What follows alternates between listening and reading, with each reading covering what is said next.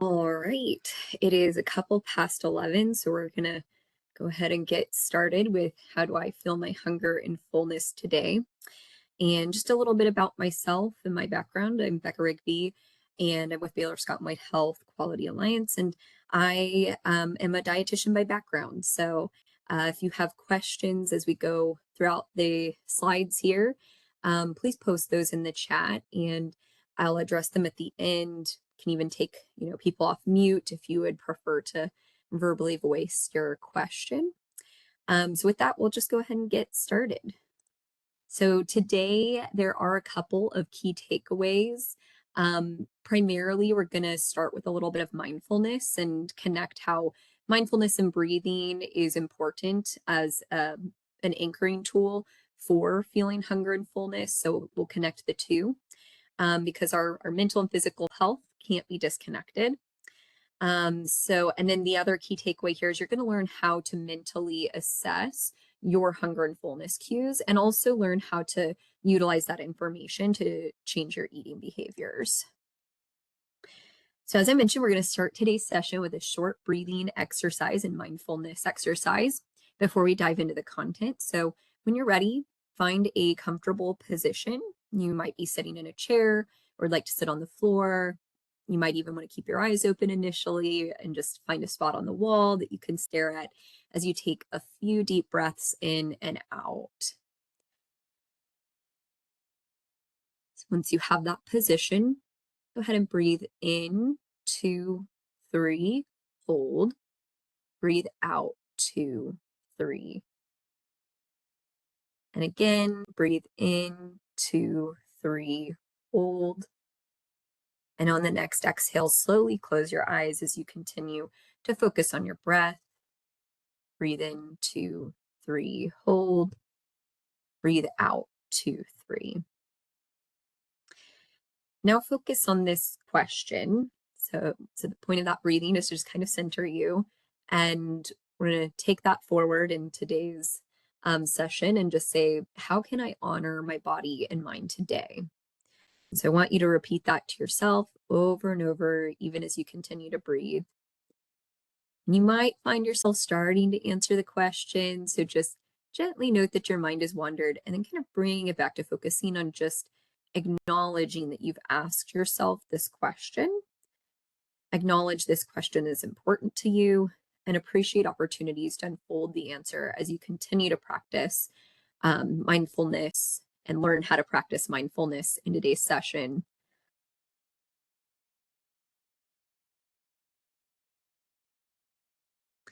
And now I want you to kind of imagine that if you were sitting on the side of the road, watching traffic go by, that the cars are our thoughts and feelings, and some cars we want to chase after, and others we want to avoid. And our job as we watch is to simply allow the cars to come and go as they drive by and just observe the traffic. So taking a deep breath in through the nose, letting it out through the mouth. And on the exhale, noticing any sounds around you in your space.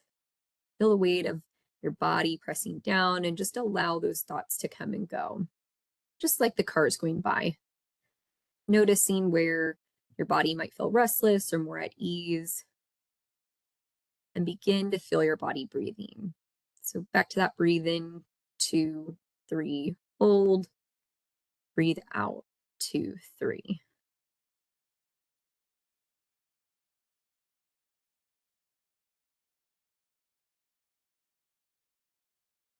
Now we're going to come back to that question. How can I honor my body and mind today?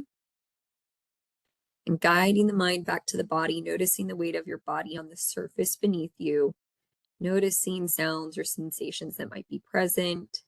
And in your own time, just slowly and gently opening the eyes. Wiggle your fingers, toes, stretch your arms and legs. Take a final breath in and a slow breath out. All right, so hopefully we're a little more centered now. And again, we're going to connect that breathing, the importance of that breathing and anchoring to something, to mindfulness and feeling our hunger and fullness today. So eating mindfully, what is it? Well, it includes tuning into your body's biological hunger cues, allowing yourself to experience the food before, during, and after.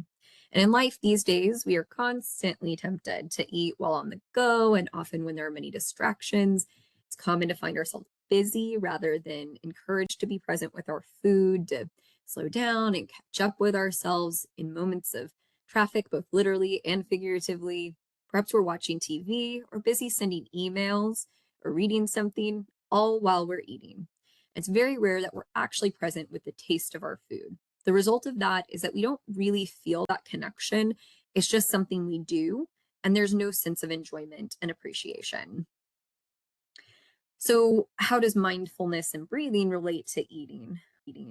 Well, breathing is essential before eating and ultimately for checking in with the body's hunger levels. Our body sends us communication, often through physical sensations, when we need more energy. And connecting to our breathing can initiate the identification of these cues, therefore, checking in with our body's present needs. Breathing also helps the body relax, and we're less likely to confuse strong emotions as hunger. Are you really hungry?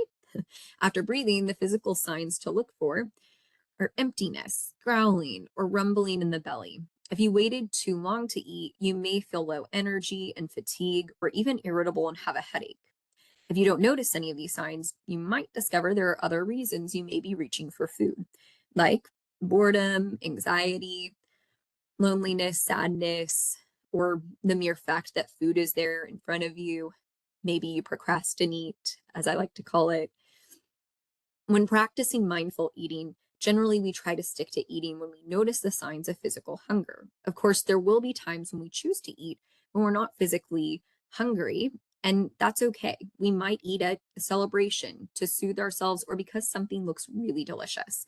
The key here is not to make ourselves feel guilty for eating when we're not hungry, but to be aware of why we're reaching for foods so we can make conscious choices about what and when we eat. So, honor your hunger means responding to your body's biological hunger cues by giving it the food it needs. Start by listening or identifying your body's hunger cues. You can do this by asking yourself, when was the last time I knew I was hungry? How do I know I was hungry? What was happening physically in my body that shouted to me, I need to eat? Was my stomach growling? Was my mouth dry or salivating? There are many different hunger cues, and each person will experience different ones at different times based on how hungry you are. So I've listed some common hunger cues, such as irritability, feeling faint, lightheadedness, difficulty concentrating, stomach growling, fatigue, etc. But this is not a complete list, and keep in mind that you may experience only a few of these, all of these, or different cues entirely. You may also have no clue what your hunger cues are, and that's normal for those who are new to mindful eating. It takes a conscious effort to start listening and identifying hunger cues. And if you have been listening to external regulators for a long time or lead a stressful life, then it makes sense that you wouldn't be familiar with your specific hunger cues. But you can practice honor your hunger before each meal by asking very simply, what's my hunger level? And the more you practice connecting to your hunger, the easier it gets and the more revealing the cues will be. The hunger fullness scale helps you quantify your hunger by assigning it a level. So it's a guide to help you connect with your body to learn when and how much to eat. While it may seem like we go from not feeling hungry to suddenly starving, this often happens because we have work centered lives that keep our minds stressed or busy thinking about other things and not our hunger cues. But once you start paying attention to your hunger cues, you will notice the subtler, more nuanced earlier signs of hunger. On the scale, the hunger piece is 1 through 5, where 5 is neutral, meaning you aren't hungry or full. It is perhaps the absence of any hunger or fullness cues. As you go down from 5 to 1 on the scale, you should imagine your stomach getting emptier and hungrier. 1 is your hangry or ravenous state of hunger. This is usually the easiest for people to identify hunger cues for because it is the most loud and extreme state of hunger. At this point, your body really needs food and will send loud messages. You're willing to break down some doors to get to food. What does this state of hunger level look like for you? I recommend that you work backwards from hangry to determine your other hunger levels and what cues may occur at those hunger levels. For example, The next time you find yourself at hangry, ask yourself what you felt like 30 or 45 minutes ago. Were you hangry then? If not, did you at least know you were hungry? What was going on in your body at that time? Level 2 is the point at which your body is very hungry and ready to eat. Ideally, you start eating at a 3 or 4 because you're much more likely to overeat if you wait until you're at a 1 or 2 to eat. Unfortunately, I can't give you a blanket on how hunger will progress because this will be different from person to person. Only you can truly define these labels since you know yourself best, and therefore you can figure out when your body is telling you that you are hungry or full. Sometimes, because we are human, we may just end up at a 1 or 2 despite our best efforts. Life happens, and you don't have to berate yourself. Simply being aware that you are at a 1 or 2 can help you respond appropriately to your body's needs. For example, knowing that you are more likely to overeat because of how ravenous you're feeling, you can make a more conscious effort to slow down your eating and eat more mindfully. You may even want to set a timer to make sure you stretch out your meal or snack for at least 15 to 20 minutes, as it can take our brains 20 minutes to start registering satiety or fullness. Another thing to note about identifying your hunger, sometimes hunger cues and thirst cues are similar. So I always recommend asking yourself, when did you last have water? And if it was over 15 or 20 minutes ago, have a large glass of water if you are feeling some of the hunger cues. If the cues go away, you are likely just needing more water. But if the cues return quickly or continue, then they are legitimate hunger cues. Here's a little summary of some questions that you might want to reflect on when checking in. And again, this will be a tool that you'll get a copy of so you can review these on your own time. And I'm going to move us forward to talking about the fullness side of the scale. So identifying fullness cues can be much harder than identifying hunger cues. That's why I typically recommend people start by recognizing their hunger first and then work towards understanding your fullness. The reason our hunger cues are so much louder than fullness cues is because if the body needs energy or food and it doesn't get it, it's going to die. So hunger cues are much more critical to our immediate survival. Whereas overeating in a meal is not an immediate threat to survival. So fullness cues are inherently more subtle than hunger cues, but they still exist. And there are 2 checks you can practice to help you feel your fullness. The first is a taste check. The taste check is usually done midway or throughout the meal. Much like breathing, a body scan or a phrase can be used to anchor you in the moment and help enhance your focus. In this case, instead of the breath being the anchor, the taste check is the anchor in mindful eating. So conduct a taste check by asking yourself to mentally describe the food you're eating and your experience with it. You can describe the food visually by looking at what colors are present. Breathe in the aroma of the food. How does it smell? What about mouthfeel? Is it crunchy, smooth, lumpy, flaky? Don't forget flavor. Is it sweet, salty, savory, sour? You can also ask yourself whether you actually like the food you are eating or if you are eating it because it's there. After the taste check, do a mid-meal satiety check. This is when you check in with your body about 10 minutes into your meal or snack and assess how hungry or full you are getting. You can identify your hunger and fullness level again, and maybe even estimate how much more of your meal you think you'll want until you are satisfied. Then, when you are done with your meal, identify your final fullness level. And you can practice feel your fullness after each meal by asking very simply, what's my fullness level? And that hunger fullness scale can help you quantify that fullness level your fullness by assigning it a level, just like we did with hunger. So as a reminder, this hunger fullness scale is not a set of rules to dictate when you should or shouldn't eat. Instead, it's a tool to help you recognize when it might be time to eat or if you've had enough. It can also help you identify your eating patterns and what may be driving you to eat. It addresses both satiety, so physical fullness, and satisfaction, emotional fullness. The fullness side of the scale is 6 through 10. And as you go up from 5 to 10, you can imagine your stomach expanding, getting fuller and more satisfied. Much like identifying your hunger levels through placing your hunger cues on each level of the scale, start paying attention for fullness cues to place on the scale at each level of fullness. Fullness cues may not be as easy as one word descriptors, so you may need to describe how you feel in a couple of sentences as it relates to each level of fullness. Again, identifying the extremes is the easiest, as many of us can identify a time when we ate so much that we just felt sick. It's important to note that we will eat to attend sometimes, although we often don't intend to. But again, we're human, it will happen. And it is vital to not beat yourself up in these moments, but to learn from the experience. Eating to an 8, 9, or 10 occasionally won't derail your health. But if you find that you eat to these levels of fullness regularly, then A, having the awareness to realize that you are eating after feeling satisfied is a success within itself. And B, having awareness to these situations, you can start to discover what may be the real cause of constant overeating. When was a time you found yourself overeating despite not physically needing food? That might be a good question to start with. So, emotional eating is a real phenomenon, and it's important to recognize that this is normal and it can happen.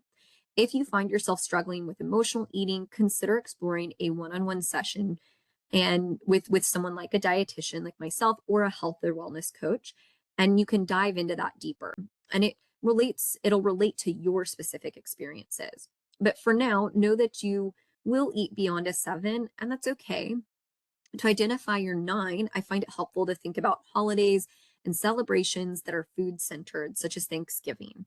I know I eat to a 9 on Thanksgiving because I always feel like I need to buckle my pants and take a nap. I think of level 8 fullness as a more minor celebratory event or social outing where I know I will eat a little more than what I am physically hungry for because I'll be eating for pure enjoyment and social interactions as well. The way I describe my 8 is maybe like your clothes are stretching a little, but I don't feel a need to stop engaging in what I'm doing. I can keep moving both literally and figuratively. And a good way to identify your 7 is to let yourself get to an 8 and then ask yourself how many bites ago would you have been satisfied at? You may find yourself thinking, I just ate a little bit more than I actually wanted. So maybe your 7 would have been 4 or 5 bites before. And a 6 to me is very subtle, but I identify it as the feeling of my stomach just starting to expand. And your stomach will expand when you eat. That's okay. That's good. Your stomach will not be flat throughout your day if you are eating. It will expand and contract as food moves in and out of it. These are great cues to look for when determining your hunger and fullness levels. The last bite threshold is a tough place to get to in intuitive eating.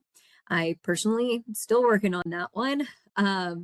But this refers to your ability to eat so intuitively and be so in tune with your body's fullness cues that you can identify the final bite of food that your body needs to be satisfied. Think of it as something to work towards, but don't feel like you're failing just because you can't identify your last bite threshold. And then again, you'll get this as a resource after the webinar, but these are good questions that you can kind of start with as well when you're just checking in with your fullness. And hopefully one of today's takeaways as we're getting closer to the end of this webinar is that you can start to tune into your body and combine its signals with knowledge of healthy eating to trust that you're making healthy decisions in the moment and that serve your body. Food journaling is a good tool to start learning more about your hunger and fullness cues. So throughout today's session, gave you a lot of different questions that you could reflect on, learned how to utilize things like mindfulness and bring that into the eating experience. And if you want some more information or tools on food journaling, there are some at the end of this slide deck as well. When we talk about journaling, while calorie tracking is a valid method that can help with goals such as weight loss, when people stop their food calorie tracking, it often leads to weight regain because the information hasn't truly been internalized. So think about food journaling in this case around like feeling hunger and fullness and using mindful eating as a practice, as an exercise to learn more about yourself. And it will allow you to take in information about what feels good in your body and help you create habits that you can internalize and live out without the constant need to track calories. And I'd point out, you don't have to track forever. As long as you're noticing patterns and can set yourself up for success in that way and truly take it in, then you don't have to track forever. And on that note, I would say that, again, this is a journal as an example, and you'll have it to reference if you want to use it. You can set up your own journal using these little columns and questions to reflect on. But this is really helpful because you can start to think through your own eating behaviors. And I always tell people it's actually a good idea to start this journal without any preconceived notions or expectations, and try it without changing any of your eating behaviors to start. Think of yourself as just a detective in your own life. You're just writing down observations as you eat, and you're looking for clues. And then when you're ready, you can try to set a goal that when you've identified an eating pattern that you'd like to change or an eating behavior, you can just set a small goal around that. You could start your goal with just tracking your eating experience, right? And then from there, you can set a new small goal. That concludes today's webinar. So if there are any questions, I'm happy to take those. I will go reference the chat here just to see if any got put there. Let me see. All right. And I'll just give it a minute or so in case there's any questions. I'll pause and stay on for another minute. Otherwise, please feel free to log off the webinar today, and we'll do our best to get you a recording and slides as soon as possible.